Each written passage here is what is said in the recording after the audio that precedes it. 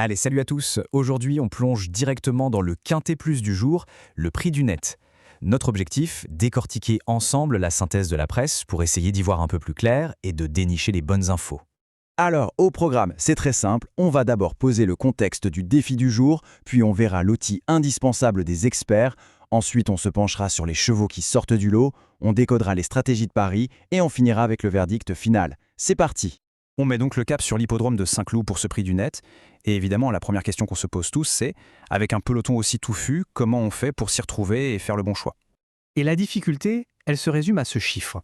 16. 16 partants. Autant dire que c'est un véritable casse-tête. Ça fait un paquet de possibilités, hein? C'est précisément là que notre analyse prend tout son sens. Heureusement, face à ce genre de casse-tête, on a un outil formidable, une sorte de boussole, la synthèse de la presse. C'est elle qui va nous guider, qui va nous permettre de décrypter les grandes tendances.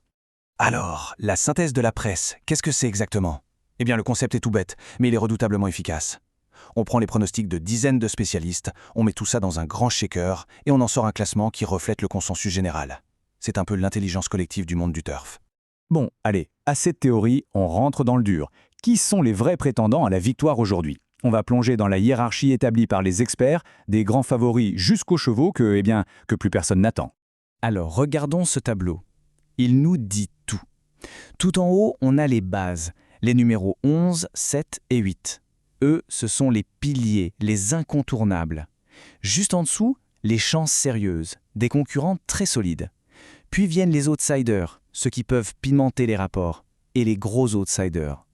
Et tout en bas, les abandonnés. Bon, pour eux, la messe est dite selon la presse. Avoir un classement, c'est bien, mais comprendre pourquoi il est comme ça, c'est encore mieux. Et cette petite phrase nous donne une clé de lecture essentielle. Elle parle de la ligne du prix des charmes. Qu'est-ce que ça veut dire? C'est une course référence qui s'est courue récemment, et il se trouve que les deux premières de cette course, Âme d'Or le 7 et Marina Leda le 11, sont nos deux grandes favorites du jour. Ce n'est pas un hasard, c'est un indicateur de forme qui pèse très lourd. Si on fait un zoom sur ce trio de tête, on a donc le numéro 11, Marina Leda, qui est clairement la favorite numéro 1 pour la gagne. Ensuite, le 7, Âme d'Or, c'est sa principale concurrente. Et pour compléter le podium, le 8, Star of the Night, est très attendu. Pas de doute, pour les spécialistes, la victoire devrait se jouer entre ces trois-là. Ok, l'analyse est posée. Mais maintenant, concrètement, on fait quoi avec tout ça? Comment on transforme cette réflexion en un véritable pari? C'est le moment de parler stratégie. Ce qui est super intéressant ici, c'est de comparer les suggestions de deux opérateurs. On voit bien qu'ils proposent des paris différents, du jeu simple, du 2 sur 4, du jumelé, mais le noyau dur, le cœur du pronostic, il est identique. On retrouve nos fameux 11, 7 et 8 absolument partout. L'analyse de fond est la même, c'est juste la façon de la jouer qui varie.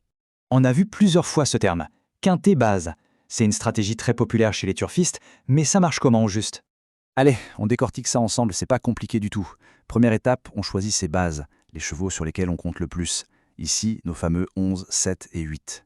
Deuxième étape, pour les deux places qui manquent dans le quintet, on va pas se limiter, on va prendre un champ, c'est-à-dire un groupe de chevaux. Par exemple, les 1, 2 et 5. Et troisième étape, on valide.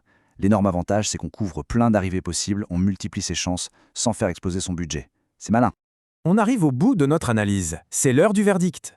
Si on devait tout résumer en une seule idée forte, quel serait le message des experts?